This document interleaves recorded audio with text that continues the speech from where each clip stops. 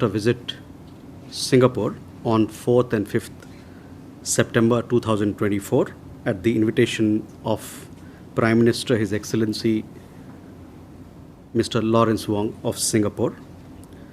During the visit, there are several elements of the program which you will see in the press release that we'll do shortly after this presser.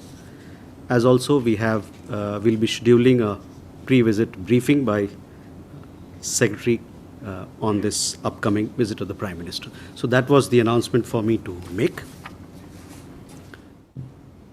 Now I open the floor for questions. Can we start this time, this side? Yes. Sir आपने देखा होगा पाकिस्तान ने Wagah Attari border पर हुर्रियत नेता सैयद अलीशा गिलानी की photo लगाई है उस तरफ। इसको लेके बीएसएफ ने ऑब्जेक्शन रेज किया है, तो क्या डिप्लोमेटिकली भी इस मुद्दे को उठाया गया है? दूसरा, पाकिस्तान ने कल ही बोला है कि एससीओ समिट के लिए प्रधानमंत्री मोदी को इन्वाइट किया गया है। क्या वो इन्विटेशन आपको मिल चुका है? अगर मिल चुका है तो उसको रिस्पॉन्स आपका क्या है? Siddhant. Hi, sir. Siddhant from Beyond. So we saw the conversation between Prime Minister Modi and the US President Biden. But we also saw discrepancies in the readout in terms of a different readout, absence of certain topics in their readout. So if you can just talk about that. Okay. Abhishek. Hi sir, Abhishek Jha from I'm freelancer now.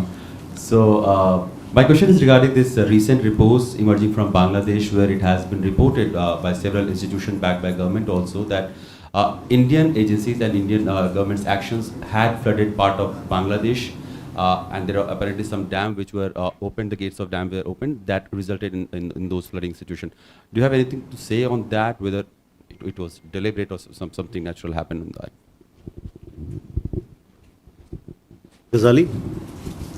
Sir, day before yesterday, the Jamaat Islami chief in Bangladesh has spoken to the media and said that he is open to, or the party is open to improve ties with India.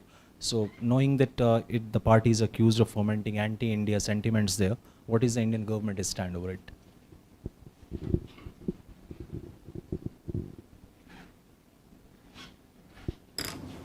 So let me first take these questions, and then Rishabh and others will come back to you. First of all, regarding the invitation from for SCO, yes, we have received an invitation from Pakistan for the Council Heads of State Government meeting that is to happen. We don't have an update on that for you. We'll let you know what the situation is later. The other question which you asked about involving BSF, etc., I have not seen the report, so let me come back to you on this particular matter. Siddhant, regarding your question, yes, we have seen that there have been some comments in that regard regarding your question. Let me tell you, these claims are uninformed, tendentious and motivated, and betray a total lack of familiarity with the process of how such contacts between leaders are organized and then followed upon. Firstly, press releases issued after conversation between leaders are not like joint statements, where every word is negotiated and mutually agreed upon. Secondly, such press releases are not meant to be comprehensive readouts of such conversations. And finally, it is not unusual for two sides to emphasize different aspects of the same conversation in their respective readouts. The absence of an aspect of one press release or the other is not evidence of its absence in the conversation itself. I am very much aware of the contents of the conversation between the Prime Minister and the President of the United States, and I can tell you that our press release is an accurate and faithful record of what transpired in the conversation. The subject of Bangladesh, which has been highlighted, as you pointed out, by certain quarters, was very much discussed substantially by both the leaders.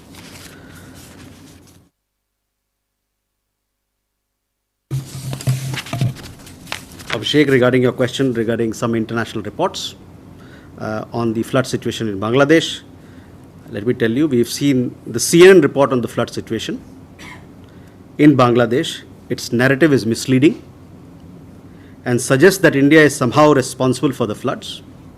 It is factually not correct, and ignores the facts mentioned in the press releases issued by the Government of India, clarifying the situation.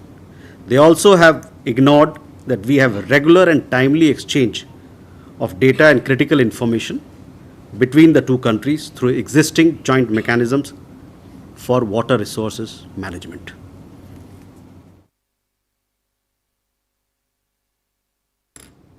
Ghazali, to your question, our present engagement with Bangladesh, you would have seen reports about our High Commissioner making an introductory call on the Chief Advisor.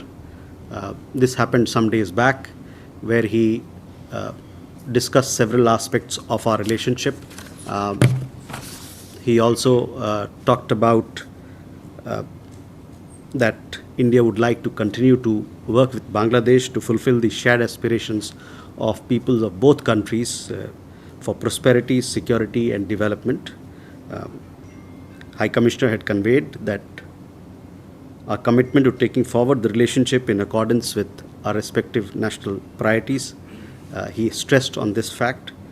They also discussed other issues, including safety of Hindus and minorities there. High Commissioner also informed Chief Advisor that the flooding in eastern Bangladesh was caused due to excessive rain. There are other aspects that you've highlighted. We have taken note of that, and hopefully we'll have more engagement on such issues later.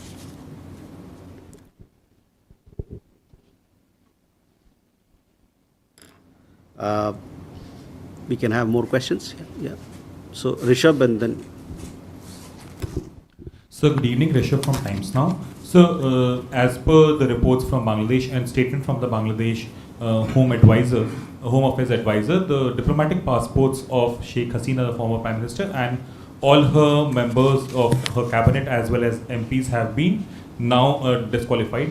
So as per passport rules, she can still stay in India for 45 days, out of which over 3-4 weeks are gone. So what's our stand on that, and what's the further course of action, given that there are increasing calls for her deportation to Bangladesh by the present day government?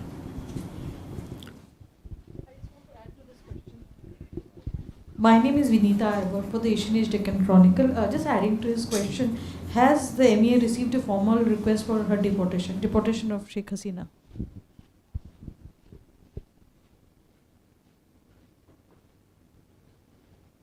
Okay. Huma? Sir, I'm Huma Siddiqui from the Financial Express. The Brazilian foreign minister was here, so I just want to ask if the topic of those 100 Indians stuck at Sampalo airport was taken up with them, and what action is India taking that such an event doesn't happen. Also, just a supplement to that itself, what has happened to the Indians who were stopped in Jamaica because they were similarly there in Jamaica without the documents? Ishi? So this is Ayush Agarwal from ANI. My question is related to Afghanistan. Today our External Affairs Minister also spoke about the strong relation, people-to-people relation. My question is related to the recent development where the new laws published by Taliban stating that, women voices should not be heard in public places. How does New Delhi sees such development? Raghavendra? Yeah, this is Raghavendra Verma from ZDF German television. Since regarding Indo-German relations, the immigration of Indian workforce to Germany has been becoming part of the Germany's economic cooperation agenda, it seems, and there are several institutions with the help of the German government. They have been training, imparting skills which are useful in Germany and in short supply. So what is the Indian government's view on that? Does it promote it? Has any reservation? And also, if you can summarize the present state of relations between the two countries, both in economic and political sphere. Okay, so first, Rishabh, to your question, see, we have stated this earlier that the former Prime Minister of Bangladesh came to India at a very short notice for safety reasons. We have nothing further to add on that matter. Also, to answering your question, I think what you've asked, what you're asking is lies in the realm of hypothetical issues. So that is where we are on the issue that you raised. Brazilian foreign minister was here. You have followed the meeting. He was here for the joint commission meeting, which was chaired by the Brazilian foreign minister and external affairs minister. It was an occasion for them to discuss the entire issues that fall in the domain of bilateral ties and also global ties that we have with Brazil, including their presidency, upcoming presidency of, their presidency of G20, the G20 summit meeting that is going to take place. We are part of the Troika with them. It was also an occasion for us to discuss IPSA, BRICS, and other partnerships, and together what all things that we are doing together in the United Nations. As far as the issue of Indians stranded in the airport, international airport in Sao Paulo is concerned, yes, we are aware. I think the figures are not what you've said. There are several Indians, and we also have a consulate in Sao Paulo. The consulate in Sao Paulo is in touch with the Foreign Office representative in the city. They've also sought a meeting with local authorities and ascertaining more details. Let me tell you that contrary to what was reported in some of the in some medium, the Indians there who are there at the airport, they are being taken care of in terms of food, nourishment, etc. We will have more updates on them later, and I shall update you on that. Regarding the question about Indians who were sent back from Jamaica, they went from Dubai. So from Jamaica, they all were sent back to Dubai. We have a large number of people, Indians who reside in the Middle East, including Dubai. I issued to your question, on our position on such issues is well known to you. We have said so on several occasions. Raghvendra, India-Germany ties, well, this is a very special relationship. We have a strategic partnership with Germany. We have an expansive economic ties with Germany, which has trade, investment, technology. We have large number of Indian students who are choosing Germany for education purposes, and many of the Indian students, or majority of them, go there for masters and doctoral pursuits, mostly focused on science and technology. A lot of Indian professionals are also working now in Germany, and we've seen this trend in the last several years that it has gone up. Today, I think Indian students in Germany form the largest chunk of, or they form the largest cohort of international students in that country. Recently, we also signed in 2022 a mobility partnership agreement with Germany. After that, we've seen an uptick in our relationship, our people-to-people ties. So it is something that we welcome, and we want this partnership to grow. We want the mobility partnership to be facilitating our people-to-people exchanges, our business partnerships, our economic partnerships. I would also like to tell you that Germany and India together, we are doing several things on skilling, on vocational education. German companies here are very active on that, and there are several complementarities which bring us together, and we hope that this mobility partnership and the strategic partnership that we have will continue to enhance and deepen our engagement with Germany. Okay, Yeshi and then Suhasini. This is Yeshi Seli from the New Indian Express. I would like to know, there were many projects, bilateral projects between India and Bangladesh. What is the status of all of them? A lot of people had come from Bangladesh back into India. Have they gone back?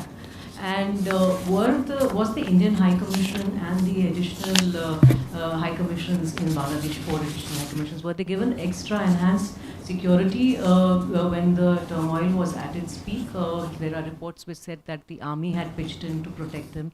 If you could elaborate.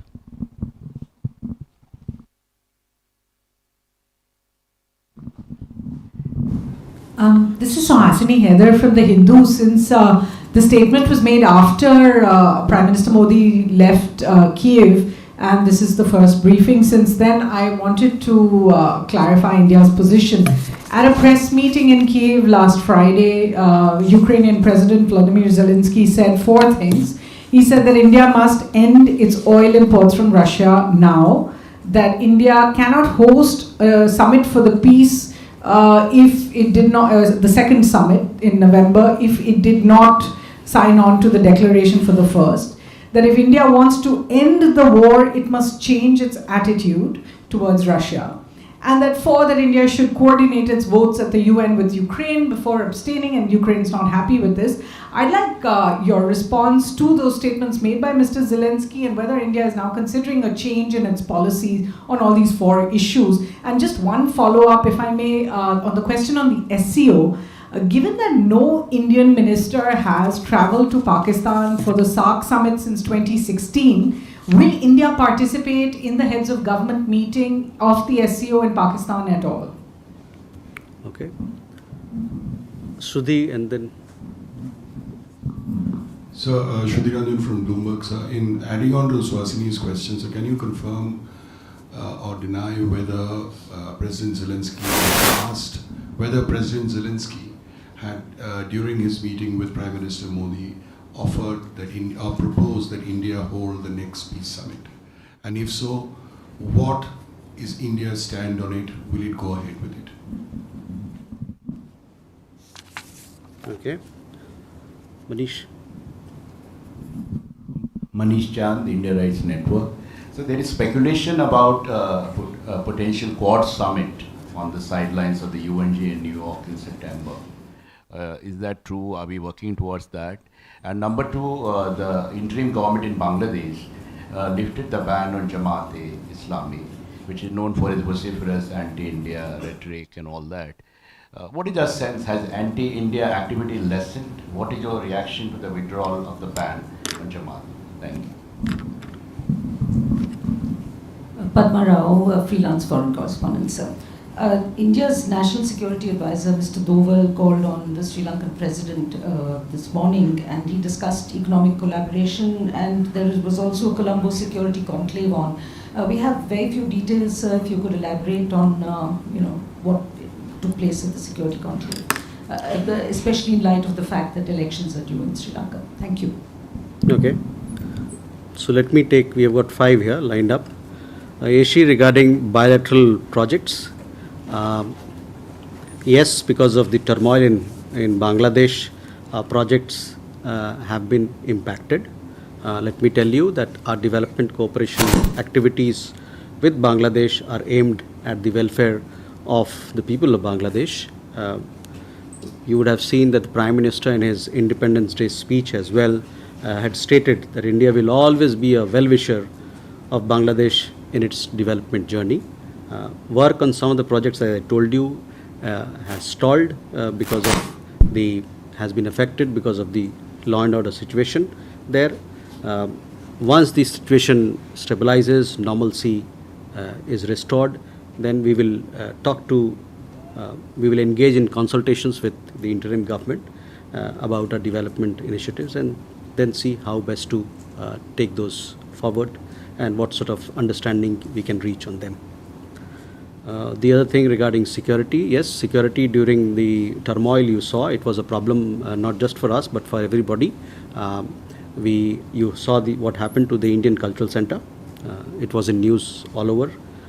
Yes, the Bangladesh authorities, they tried their best for our security, and hopefully we also had people who came back.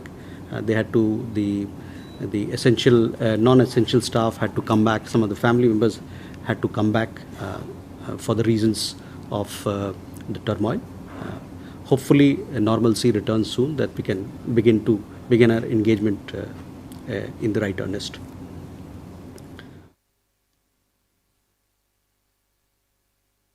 Suhasini, regarding your question on issues raised in his remarks to the media, look, our point of view is that the Ukrainian side, they have their perspective on various issues, and matters, and they are sharing them with the media. As far as we are concerned, we'll be guided by the bilateral discussions that we've had with them, including on this high-level visit that just concluded, which we believe will pave the way for stronger bilateral ties, apart from facilitating more forward-looking discussions on the possibility of peaceful resolution of the conflict. As far as SCO is concerned, I informed you that yes, we have received the invitation for attending the Heads of Government Summit of SCO from Pakistan, which will be hosted by Pakistan. And on that, as and when we have an update, we'll share them with you.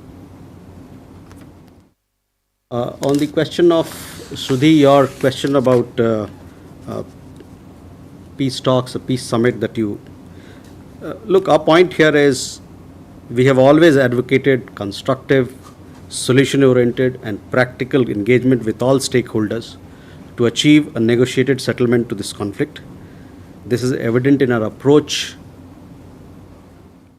in our outreach to both Russia and Ukraine at the highest level. PM has already indicated India's willingness to play a constructive role in the interest of peace. However, it is too early to comment on specific modalities and pathways at this stage.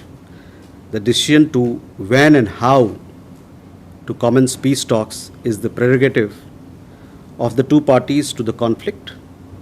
As friends and partners, we would support any feasible and mutually acceptable solution or format that could restore peace. So that is our stand on the question that you raised. Manish, regarding Quad Summit, I don't have an update for you. You know, we have said this before, on such matters, such visits, such important meetings, we, as and when we have an update, we inform you. So we will inform you at the appropriate time. Regarding the other issue that you asked about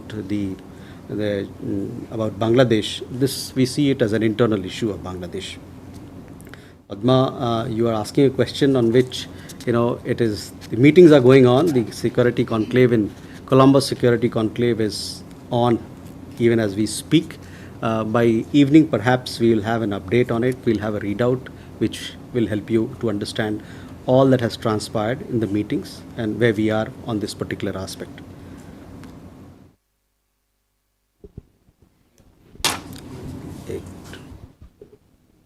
Gautamji. Hi. Actually, the first question, I'm coming back to Bangladesh flood situation, but when the High Commissioner met the Chief Advisor, after that the Chief Advisor's office issued a statement saying Chief Advisor has proposed a new mechanism for controlling flood or data sharing, whatever. A new mechanism in the line of what BSF BGP has. And second is small question that actually the recent the people who went to the visa center, their grievances that India is not issuing visas. Do you think that any time frame or can they expect that you will be issuing visas from Bangladesh? Okay.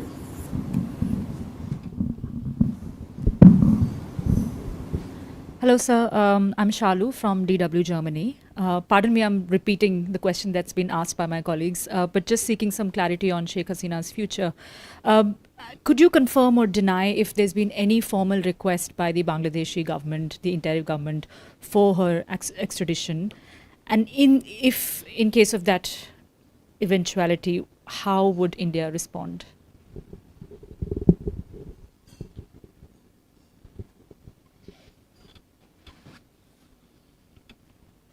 Okay.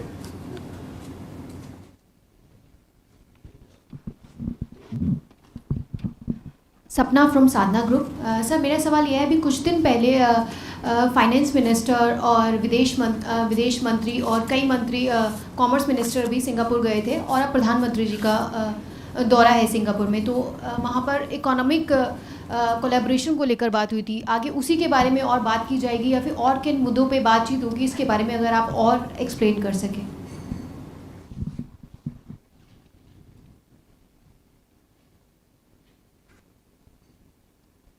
Manish. Sir मैं मनीष झा हूँ TV9 Bharatvarsh से। प्रधानमंत्री भी बार बार ये कह चुके हैं जब वो कीव गए थे कि मैं यहाँ शांति का संदेश लेकर आया हूँ। अभी भी आपके स्टेटमेंट में वो बात झलक भी रही है कि म्यूचुअली एक्सेप्टेबल सॉल्यूशन भारत चाहता है as a friend and partner. तो जब हम देखते हैं कि प्रधानमंत्री पहले रूस गए, फिर यूक्रेन गए, फिर प्रेसिडेंट बाइडेन से बात कर रहे हैं, फिर पुतिन को ब्रीफ कर रहे हैं, तो क्या हम ऑफिशियली ये कह सकते हैं कि इंडिया मीडिएशन कर रहा है भारत, रूस और यूक्रेन के वॉर को ख़त्म कराने में?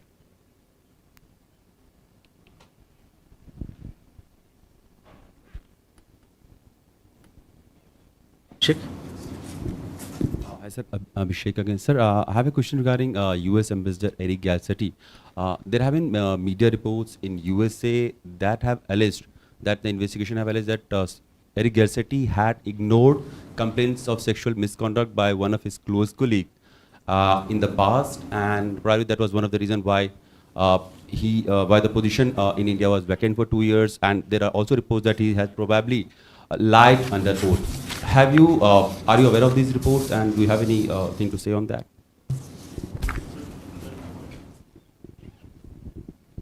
इसकी बात कर ले, इसी मुद्दे पे इसकी बात कर लेते हैं। Gautam ji, on your question, see, on water sharing, on water resources management, flood management, etc., there are established procedures between India and Bangladesh, and for several years now we have 54 rivers that we share, and this mechanism and institutional mechanisms that we have has been in existence for quite some time. As part of the established procedure, we have been exchanging data on timely and regular basis with Bangladesh. On the question of flood in eastern Bangladesh and floods in Tripura, you would have seen that we had released 2 press releases giving the factual position as to why they have happened. Flooding in eastern Tripura and eastern Bangladesh happened essentially because of incessant and excessive rain, and thereafter we have explained in the 2 press releases exactly what was the situation. So, these mechanisms to help both countries deal with flood issues and water management issues are there, and if there are any new mechanisms that can help further in controlling or helping the sufferings of the people or helping deal with its natural disasters, I think this is something that our teams, or this is a matter that we can take forward with Bangladesh. On the issue of visa, we are issuing visas in a limited manner for medical and emergency purposes. Once the situation becomes normal, law and order is restored, then we will begin our full-fledged operations of visa. So that is where we are on the visa issue.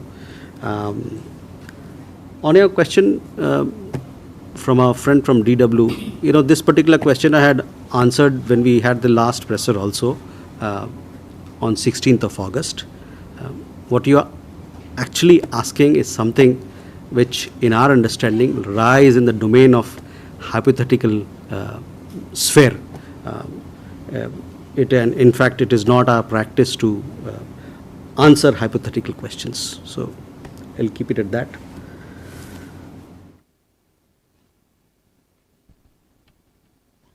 On the Singapore visit, Sapna, हम लोगों ने एक press विज्ञप्ति भी जारी किया था। हमारे 4 मंत्री वहाँ गए थे। जो दूसरा राउंड टेबल था India Singapore ministerial round table, पहला राउंड टेबल 2022 में हुआ, अभी दूसरा राउंड टेबल 2024 में भी कुछ दिन पहले हुआ। 4 मंत्री हमारे यहाँ से गए, वित्त मंत्री मैडम निर्मला सीतारमन, हमारे विदेश मंत्री, वाणिज्य मंत्री पीयूष गोयल साहब, और हमारे रेलवे और इंफॉर्मेशन ब्रॉडकास्टिंग और इलेक्ट्रॉनिक्स और इंफॉर्मेशन टेक्नोलॉजी के जो मंत्री हैं श्री अश्विनी वैष्णव, ये भी सिंगापुर गए। 4 लोग वहाँ गए। विस्तार में बातचीत हुई उनके साथ। सिंगापुर और भारत के रिश्ते जो हैं बहुत गहरे हैं, खासकर जहाँ तक ट्रेड का सवाल हो, आर्थिक मामलों का सवाल हो, टेक्नोलॉजी का सवाल हो, डिजिटलाइजेशन का सवाल हो, और इनकी बातें 4 हुरियों पे हुई। डिजिटलाइजेशन, स्किल्स डेवलपमेंट, जिस पर हमारे यहाँ काफ़ी आजकल फोकस है, सस्टेनेबिलिटी पे, हेल्थ केयर पे, मेडिसिन पे, और इसके अलावे ये भी तय किया गया कि 2 नए क्षेत्र में हम लोग ISMR, जो हमारा राउंड टेबल है, मिनिस्ट्रियल राउंड टेबल है, इसमें 2 नए क्षेत्र को हम लोग लाएंगे, और वो 2 नए क्षेत्र हैं कि एडवांस मैन्युफैक्चरिंग और दूसरा कनेक्टिविटी। तो ये 2 नए पिलर्स को, 2 नए विषय को जोड़ा गया है। तो ये रहा मोटा मोटा जो सिंगापुर के साथ हमारी बातचीत हुई, और इससे हमारे इस जो मिनिस्ट्रियल राउंड टेबल हुआ है, इससे हमारे रिश्ते गहरे हुए हैं, मजबूत हुए हैं। और अभी भारत के प्रधानमंत्री का वहाँ दौरा है, इस दौरे में भी जो ये बातचीत हुई उससे मिलजुल कर आगे क्या कर सकते हैं, कैसे हम अपने रिश्तों को और बेहतर कर सकते हैं, इस पर बातचीत होगी।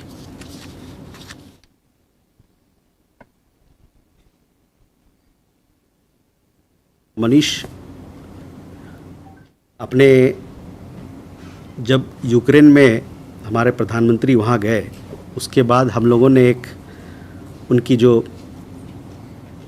उन्होंने जो कहा, जिसको पब्लिक में भी अवेलेबल है, उसमें आपने देखा होगा कि किन बिंदुओं पर उन्होंने अपनी बात रखी और किन चीज़ों पर उन्होंने उसको एम्फेसाइज़ किया। और उसमें उन्होंने बड़ा साफ कहा है कि भारत एक दोस्त के नाते, यूक्रेन के दोस्त के नाते, अगर कोई सक्रिय भूमिका निभा सकता है, योगदान दे सकता है शांति के लिए, तो उसके लिए तैयार है। तो यही हमारी बात, मैं जो प्रधानमंत्री ने अपनी वक्तव्य में जो अपनी बात कही, उसको मैं दोहराना चाहूँगा आपके लिए। Abhishek, your question, I think this is a question that you must take to the American side, to the US embassy. They would be in a better position to answer your question. Uma, Jayprakash. Sir, मैं जयप्रकाश हूँ दैनिक जागरण से। मेरा बांग्लादेश को लेकर सवाल है कि sir अभी आपने बताया कि हमारे प्रोजेक्ट वहाँ पे डिस्टर्ब हुए हैं, तो हमारे जो फ्रेंडशिप पाइपलाइन प्रोजेक्ट है और जो पावर सप्लाई है, उस पर क्या इम्पैक्ट आया है? Uma. Sir, I'm Huma Siddiqui from the Financial Express. I just want to know, since the last 2-3 years, the CII is holding a summit with Africa. When is the India-Africa summit actually going to happen? Because what CII does is industry-based.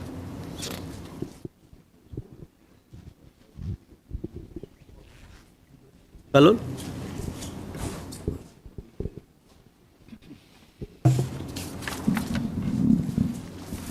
So, Kalol Bhattacharya from The Hindu. In the backdrop of the floods in Bangladesh, lots of countries like China, the Gulf countries are rushing assistance and financial aid to Bangladesh.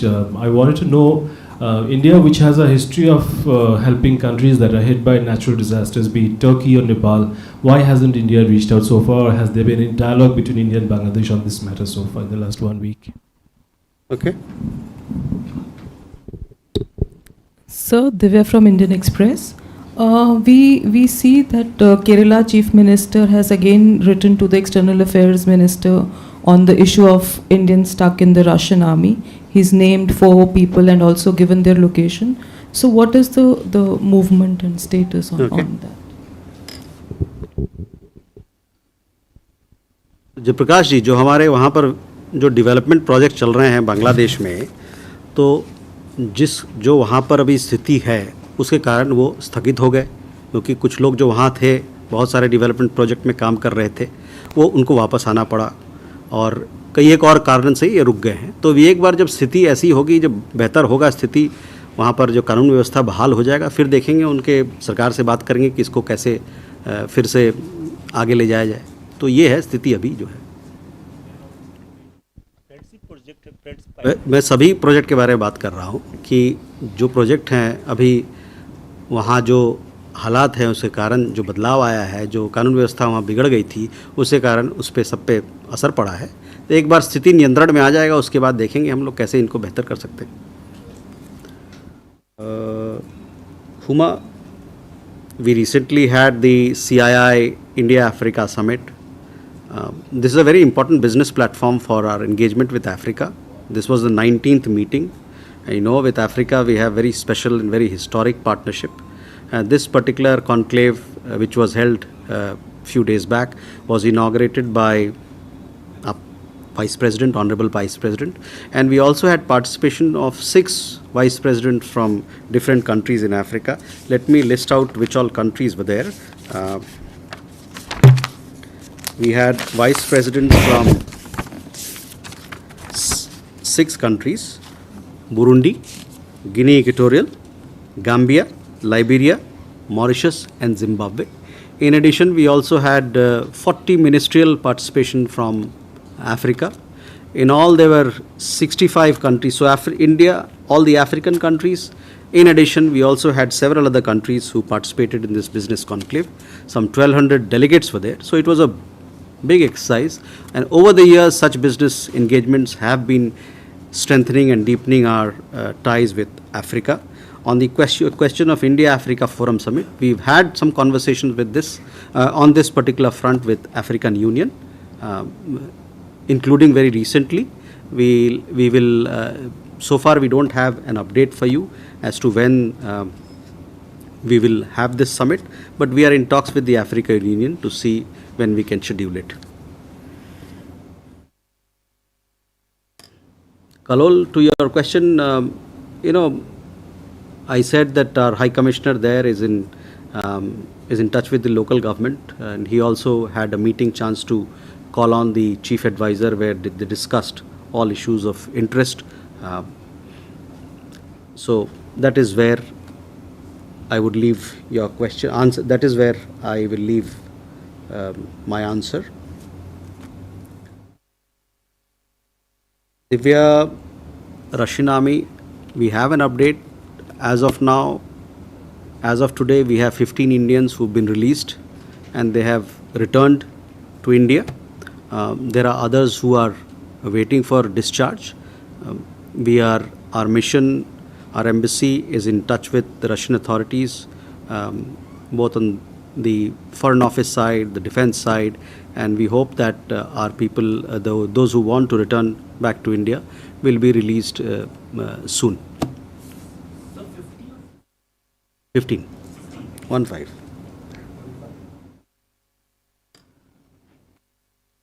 So with that, if we have no more, oh, there's a question. Ajay? Sir, Ajay Banerjee from the Tribune. Jaswal sir, do we understand that we will allow Ukraine and Russia to have bilateral decision on the peace process, or will we intervene or make an intervention? What would be the level at when we arrive at the benchmark of making an intervention? So Ajay, see, on the question of the conflict, we had the Prime Minister, when he went to Ukraine, he spoke about our approach. That approach is available in the public domain. After our discussions, our External Affairs Minister had a press conference there where he explained our position. Again, today I have repeated what is our position on this particular conflict.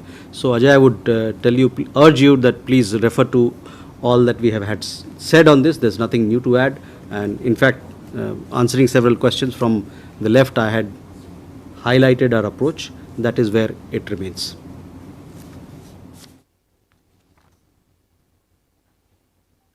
So we don't have any more questions. Ladies and gentlemen, thank you very much. We will have a special briefing on the upcoming visit of the Prime Minister to Brunei and Singapore. Please do join us. This should happen on Monday. Thank you very much. Enjoy and have a good weekend.